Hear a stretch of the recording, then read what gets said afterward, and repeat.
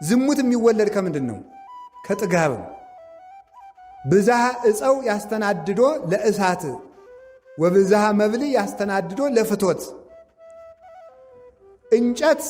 የእንጨት ብዛት እሳቱን በደንብ ያነደዋል። የመብል ብዛት ዝሙትን በደንብ በሰውነት ውስጥ ያቀጥለዋል ይላል። እንጨት በጨመርን ቁጥር እሳቱ እንደሚጨምረው መብል ስንጨምር ዝሙት ይጨምራል ማለት ነው። ይሄ ነው። ከተራበ ሰው ሰውነት ዝሙት አይገኝም። ዝሙት የሚገኘው አርፎ ከሚበላ ከሚጠጣ ሰውነት ነው። እየበላ ከማይሰድ ከማይጾም ያለመጠን ከሚበላ ከእንዲህ ያለ ሰው ዝሙት ይሰለጥንበታል። ስለዚህ የኖህ ዘመን ሰዎች ክፋታቸው መነሻ ጥጋብ ነው። አብዝተው በሉ። ሲበሉ አንድ ሴት አልበቃቸው አለ። ለሴቶቹ አንድ ወንድ አልበቃቸው አለ። ሴቶቹ 7 ወንድ፣ አንዲት ሴት በቅዱስ መጽሐፍ እንደተጻፈ መሬት አፍ አውጥታ እስከምትከስ ድረስ ከወንድና ከሴት ጋር ብቻ ሳይሆን ከመሬት ጋር ዝሙት እስከሚፈጽሙ ድረስ እንደ ባዝራ እንደ ፈረስ ልጅ እናቱን እናት ልጇን ዝምድና እስኪፈርስ ድረስ ያደረሳቸው ምንድነው ስትሉ ጥጋብ። ንፍር ውሃ አምጥቶ በሰማይ 7 መስኮት በምድር 7 ከፍቶ መሬትን እግዚአብሔር በፈላ ውሃ ቅቅል አድርጎ የጨረሰ በምንድነው ነው? በጥጋብ ነው። በሰዶም ሰዎች ቅድም እንደነገርኳችሁ የሰዶም ኃጢአቷ ይሄ ነው፣ ጥጋብ። እንጀራን መብላቷ፣ መዝለሏ፣ ማረፏ፣ እረፍት ማብዛቷ ዝሙትን ወለደ። ዝሙት ከምን ይወለዳል ካላችሁኝ፣ ከጥጋብ ይወለዳል። ሶበ ይጠፍ እሳት ይከውን ሐመደ። እንጨቱን ስንቀንሰው እሳቱ ይጠፋል፣ ነበልባሉ ይበርዳል። ነበልባሉ ሲበርድ አመድ ይሆናል። መብል ሲቀነስ የዝሙት እሳት ይጠፋል። ከማዊ ይላል ተመልከቱ። ዘይሐጽጻ ለመብል ያስየስላ ለፍቶቱ። መብልን የሚቀንስ ሰው እሳቱን ማጥፋት የፈለገ ሰው እንጨት መቀነስ እንዳለበት የዝሙት ኃጢአት የተቆጣጠረው ሰው መብል ካልቀነሰ ዝሙቱ አይጠፋለትም ማለት። ዝሙት የሚጠፋው በምንድን ነው? መብልን በመቀነስ ነው። ይህንን የሚናገረው። ስለዚህ የዝሙት መነሻው ጥጋብ ነው። ጥጋበኛ ሰው ከዝሙት መዳን አይችልም። ዓለምም የሚጠፋው በዝሙት ነው።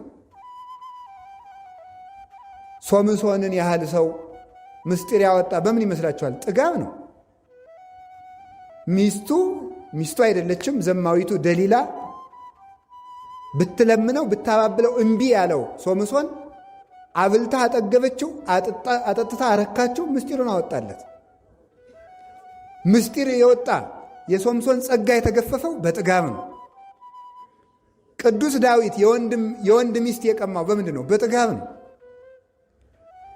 ነፍስ ያስገደለ በምንድን ነው? ሚስቲቱን መቀማቱ ሳያንሰው ባሏን ያስገደለ በምንድን ነው? በጥጋብ። በልቶ ጠጥቶ በሰገነት ላይ ሲመላለስ ረፍት ውሎ በልቶ ጠጥቶ በሰገነት ላይ ሲመላለስ የሴት አካል አየ፣ በሐፀ ዝሙት ተነደፈ፣ ወደቀ። በአንድ ጊዜ 3 ኃጢአት ሰራ። አታመንዝርን ፈጸመ፣ ኢትሁር ሀበ ብእሲ ተብእሲ፣ የባልንጀራህን ሚስት አትመኝን አፈረሰ። መጨረሻ ላይ ይትቅትል አትግደልን አፈረሰና ባሏን አስገደለ። ስለዚህ ይሄ ሁሉ የተፈጸመው ምንድን ነው ስትሉ በጥጋብ። ዳዊትን ያህል ነቢይ ያሰናከለ ጥጋብ ነው። ሶምሶንን ያህል ጀግና ያሰናከለ ናዝራዊ ፍጹሙን ድንግል ያሰናከለው ምንድን ነው? ጥጋብ ነው። የወይን ብዛት ነው። የመብል ብዛት ነው። ስለዚህ የዝሙት መነሻው ጥጋብ ነው። ጥጋብ ደግሞ ዝሙትን ይወልዳል። ዝሙት ሀገር ያጠፋል። እግዚአብሔር በሀገር ማት የሚያዝበት ዝሙት ሲበዛ ነው። ይሁልኝ ስሙልኝ፣ በሀገር ጦርነት፣ ረሃብ፣ ድርቅ የሚበዛው ጥጋብ ሲበዛ ነው። ጥጋብ ዝሙትን ሲወልድ ነው። ዛሬ ዝምድና የሚያከብራለን 7 ትውልድ ቆጥሮ የሚጋባ ማን አለ? 3 ቤት ይጋባል፣ 4 ቤት ይጋባል። እንዴት ነው እስቲ በየሀገሩ ከኢትዮጵያዎችም ወጣችሁ ስታዩ ሰው አክስቱን ማግባት ይቻላል እየተባለ ኢትዮጵያ ውስጥም ይፈቀር ተብሎ ሰላማዊ ሰልፍ ተወጥቶ ነበር። ሰው እናቱን የሚያገባባት ሀገር አለች ዛሬ በዓለም ላይ። እናት ልጇን ማግባት የምትችልበት ሀገር ዛሬ አለች በዓለም ላይ አውሮፓ ውስጥ። እነዚህ ሁሉ ግን የተፈጠሩ ከምን ነው? ከጥጋብ ነው። ጾም የለማ። ጾም ስለሌለ ፈረንጆቹ እናቴን እንዳገባ ፍቀዱልኝ አለ። አባት ልጄን እንዳገባት ፍቀዱልኝ አለ። እናት ልጄን እንዳገባው ፍቀዱልኝ አለች። ምን? ጥጋብ። 365 ቀን መብል ነዋ። ጥጋብ ነው ግብረ ሰዶምን የወለደው። አውሮፓውያንና ሌሎቹ አሜሪካውያን ሲጠፉ ምን በማለት ነው የጀመሩ? ጾም ይቅርብን ብሎ ማርቲን ሉተር ጾም ይቅር ብሎ ጀመር አይደለም? እንደምታውቁት እንዲያው ሳቅ ሳቅ የሚል ቃል ልንገራችሁ። የጅል ቃላል ቁርስ እንደሚባል በእንግሊዝኛ ብሬክ ፋስት አይደለም? ፋስቲንግ ምንድን ነው? ጾም። ብሬክ መስበር፣ ብሬክ ፋስት ጾምን መስበር ወይም መሻር ማለት ነው። ስለዚህ እንደዚህ አድርገው ጀመሩ። ጾም ቀረ። ሲቀር ምን አለ ተመልከቱ። ከዚያ በኋላ ከትዳር ወጥተው 5-6 ማግባት እንዲፈቀድላቸው መንግስትን በሕገ መንግስት እንዲያካትት ጠየቁ። ቀጠሉ። የተመሳሳይ ጾታ ጋብቻ ይፈቀድልና ነው። ይህ ሁሉ የወለደው ምንድን ነው? ጥጋብ። 24 ሰዓት የሚበሉ ፈረንጆች ይህንን ወለዱ ማለት ነው። ጥጋብ ይህንን ሁሉ ነገር አምጥቷል። ሌላ ጥጋብ ምን ያመጣል? ጥጋብ ልብን ያጨልማል። መብል ሲበዛ ልብ ይጨልማል። ደመና ጽባህ ይሴውሮ ለስርቀተ ፀሐይ። የማለዳ ደመና የፀሐይን ብርሃን ወይም ደግሞ የፀሐይን ጨረር ወይም የፀሐይን መውጣት ይጋርዳል። ብዝሃ መብል ይገለወ ለልቡና። መብል ማብዛትም ልቡናን ያጨልማል ይላል። ቅጥነተ ህሊና ይጠፋል። ሰው አጥንቶ የማይዝበት ምክንያት፣ ቃለ እግዚአብሔር በልቡ የማያድርበት ምክንያት፣ ዕውቀትን መጻሕፍትን አንብቦ የማይረዳበት ምክንያት መብል ስለሚያበዛ ነው። በዓለም ላይ ዕውቀትን የመሰብሰብ አቅም ያላቸው ሰዎች ጾመኛ ሰዎች ናቸው። ሆዳም ሰዎች ማጥናት አይችሉም፣ መረዳት አይችሉም፣ ተነግረው ማዳመጥ አይችሉም። ልበቀላሎች ናቸው። ልበቀላሎች ከበድ ያለ ነገር ሲመጣ እንቅልፋቸውን የሚተኙ ማለት ነው። ድፍንም ያደረጋቸው። አሁን ከበድ ያለ ነገር ብጀምር ሁሉ ሰው ለጠቅ ምስጢረ ሥላሴ ሲባል ምስጢረ ሥጋዌ ሲጀመር ለጥ እንዲው ታሪኳ ስትመጣ ያችን ባይሆን ትሰማላችሁ አይደለም? ቀለል ቀለል ያለች ትምህርት ስትሆን ያችን መስማታችሁ እግዚአብሔር የተመሰገነ ይሁን። አሜን በሉ እንጂ ሌላው ላይ እንቅልፍ ነው። ለምንድን ነው መመርመር ያቃተን? አሁን እኮ የሚገርማችሁ እኮ ሰው እያመሰገነ መስሎ ቢረግመን ራሱ አንሰማውም። ሰው እኮ አይሰማም። አሁን ይንቀልህ ቢሉት ራሱ የሚሰማ አይመስለኝም። አይመረምርም። ቅጥነተ ህሊናው ይውላችሁ ሲበላ ሆዱ ወፍራም ስለሆነ አይምሮውም ወፍራም ነው፣ ቀጭን አይደለም። አይሰማም። መመርመር አይቻለውም። ረቂቅ ነገር አይረዳውም፣ አይጠጋውም እያልኳችሁ አይሆንም። ሰው ካልጾመ ልቡ ይጨልማል፣ ልቡ ይጨልማል። ስለዚህ ምንድነው የሚለው መሰላችሁ? ይሄ ምንድነው የሚባለው? የጎሰቆለ ወይም ትቢያ የመላበት መስታወት ይሬስዮ ለገጸ ብሲ ድሙነ ይላል ወግሪስ። ይኸውላችሁ ምን ማለት ነው መሰላችሁ? ይሄ ትቢያ የመላበት መስታወት የቀዩን ሰው ፊትም እንኳን ቢሆን ጥቁር ያደርገዋል ይላል። ተመልከቱ፣ ጥቁር ነው የሚያደርገው። ልክ እንደዚህ ሁሉ ብዝሃ መብል ያጸልሞ ለልቡና። መብል ማብዛትም እንደዚህ አድርጎ ልብን ያጨልመዋል ይላል። ስለዚህ የእውቀት ማነስ፣ አጥንቶ ያለመረዳት፣ ነገሮችን ያለመመርመር፣ አስተዋይ አለመሆን የሚመነጨው ከመብል ብዛትና ከጥጋብ ነው ማለት ነው። ከጥጋብ ብዛት ነው። አጥንተን የምንረሳ የምንሆነው ለዚያ ነው። ትጋት የሚጠፋው በጥጋብ ምክንያት ነው። ቆሞ መጸለይ፣ ተግቶ ማስቀደስ፣ ነጋ ለኪዳን መሸ ለቁርባን ማለት የሚቀረው በምንድን ነው? በጥጋብ ነው። በጥጋብ ነው።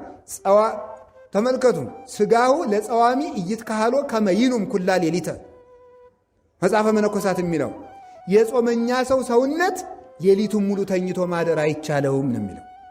የጾመኛ ሰው ሰውነት ሌሊቱን ሙሉ ተኝቶ ማደር አይቻለው። ትጋት የሚወለደው ከጾም ነው። ሰንፍና እንቅልፍ የሚወለደው ከመብል ነው። መብል የቀነሰ ሰው ምን ያደርጋል መስላችሁ? እሱ ልቡና ሁሉ ትጉህ ነው። ሰውነቱ ሁሉ ሸካፋ ነው። ንዝላል አይደለም። ስለዚህ ሰው ተግቶ መጸለይ ይቻለው ዘንድ ምን ማድረግ አለበት? መጾም ይጠበቅበታል። ጥጋብ ደግሞ በአንጻሩ ልብን ያጨልማል። እሱ ብቻ አይደለም። ምድረ ሆፃ ይላል ተመልከቱ። ያበቁል አስዋከ፣ ጭንጫ መሬት እሾህ ያበቅላል። ተመልከቱ። ልቡናው ለስሱ ይላል ተመልከቱ። የስስታም ሰው ልቡናም ክፋትን ያበቅላል ይላል። ክፋት የሚበቅለው ከጥጋብ ነው። ይሁላችሁ ዝሙት ይበቅላል አልኳችሁ፣ ስንፍና ይበቅላል አልኳችሁ። ድንቁርና የሚበቅለው ራሱ ከምንድን ነው? ከጥጋብ ነው። ሰው አላዋቂ የሚሆነው በጥጋብ የተነሳ ያለ መጠን በመብላት። ያለ መጠን የሚበላ ሰው እውቀት የለውም ፈጽሞ። አንድ ዛሬም በሕይወተ ሥጋ ያሉ አንድ ሊቀ ጳጳስ አሉ፣ በረከታቸው ይድረሰን። ምን ብለው ይናገራሉ? ምንድን የሚሉት መሰላችሁ? እየበሉ እየጠጡ ብሉያት ሐዲሳትን መረዳት አይቻልም። ተግቶ መጾም ይገባል። ተግቶ ማደር ይገባል። ስለዚህ ትጋት የእውቀት ምንጭ ነው። ረሃብ ደግሞ የትጋት ምንጭ ነው። ጥጋብ የእንቅልፍ ምንጭ ነው። እንቅልፍ ደግሞ የድንቁርና ምንጭ ነው። መብል ባለበት ትጋት የለም። ትጋት በሌለበት እውቀት የለም። እውቀት የሚሰበሰበው በትጋት ነው። ንብን ይዋት ተኝታ አይደለም ያን ሁሉ ማር የምትሰበስበው፣ ተግታ ነው፣ ወታ ወርዳ ነው። ስለዚህ ተመልከቱ፣ ንብ ማርን እንደምትሰበስብ ማር ቃለ እግዚአብሔር የሚሰበሰበው በትጋት ነው። በታምር አይደልዋል። ገርማል እኮ። አሁንስ እንዲያው የማይገባ ነገር ልናገር ነው። ሰው በቃ እንዲሁ ጥግብ ታምር ፍለጋ ዝም ብሎ ማጥናት ሲያቅት ጊዜ ዝም ብለት እየበላ ለጥበልና እስቲ እንዲያው የጥናት መድኃኒት ምንድን ነው ተበጥብጦ የሚሰጣል እያልክ ተጃጃል። እንግዲህ አታጠናም ተግታ እንቅልፍትን አትቀንስም። እንዲ ተጋድመ እንደ ግንድ እያደርክ እንዲ ነው አብሾ በየት ነው የሚገይበል? እንግዲህ እንዲህ ያለ ነገር የለም። እንዲሁ የሚደገም አለ የእውቀት የድሮ አባቶች የሚጠቀሙት ነበረ። ይህ እንዲሁ ማምላክን እንዲሁ ደም ያፈላል አዛኝ እንዲሁ አይባልም እንጂ ነውር አይደለም። እንዲ የነ ዮሐንስ አፈወርቅ ልጅ ሁነን እንዲሁ ይሄ ወረቀት ፍለጋ ድግምት ፍለጋ ደግሞ ምንድን ነው? ዮሐንስ አፈወርቅ ብሉይና አዲሳትን ያጠናቸው ምን አድርጎ ነው? 15 ዓመት በሙሉ ገብስ በሚዛን እየመዘነ እየበላ ነው። ትጋት ነው፣ ጾም ነው እውቀትን የሚገልጠው። ይሄ ደግሞ ጨጨጨጀጀ ዝም ብሎ ድዝድዝና ይሄ ክርታስ ፍለጋ ደግሞ መሮጥ ምንድን ነው ደግሞ? የሰው ልጅ ክርስቶስን ያህል ጥበብ እያለ ጥበብ ኃጢአት ነው ምንድን ነው? አሁን ስትሳቡት የቄሱ ተማሪ ሁላ እንዲያሚል ጥበብ ኃጢአት ነው እንዴት ነው? ጥበብ ኃጢአት ነው ማለት ምንድን ነው? ለእውቀት ብሎ የሆነ ነገር ቢጠጡ ምንድን ነው? ይሄ ተኝተ እያድርግ ያን በጥብጠት ጠጥተ ሊቁነ እግዚአብሔርም አይፈልግም እንዲህ ያለ ነገር። እስቲ አሁን ከነቢያት ከሐዋርያት ከሊቃውንት አንድ ቅጠል በጥብጦ ሊቅ የሆነ ሰው አለ? የለም፣ ማንም የለም። ያሬድ ነው? አባ ጊዮርጊስ ነው? ዮሐንስ አፈወርቅ ነው? ቄርሎስ ነው? ማን ነው? እስቲ አሁን አንድ ማን አለ? እስቲ አሁን ለወደፊቱ ሰው የእውቀት መድኃኒት መጠጣት ይቻላል አይቻልም ብሎ ከጠይቃችሁ ከሊቃውንት የጠጣ ሰው አምጣ ነው። ከሊቃውንት የጠጣ ሰው አምጣ እስቲ። ከቅዱሳን በገድልም ሆነ በድርሳን እገሌ ይሄንን ቅጠል ጠጥቶ ሊቆን የሚል ካመጣት ጥሩ። አባቶቻችን ካላደረጉት ደግሞ ምንድነው? ንነሰን ተሉ እምነት አበዊነ ቅዱሳን ዘይን በለተወላውሎ ነው የሚለው ቅዱስ ቄርሎስ ሲናገር ሃይማኖተ አበው ላይ። እኛ አባቶቻችን ጎዳና ያለ ጥርጥር ሃይማኖታቸውን ከነስራቸው ነው የምንከተላቸው። ይሄ ነው። ሰው ለምንድን ነው አዋቂ የማይሆነው ካላችሁ፣ ድንቁርና የሚወለደው ከስንፍና ነው። ስንፍና የሚወለደው ከጥጋብ ነው ማለት ነው።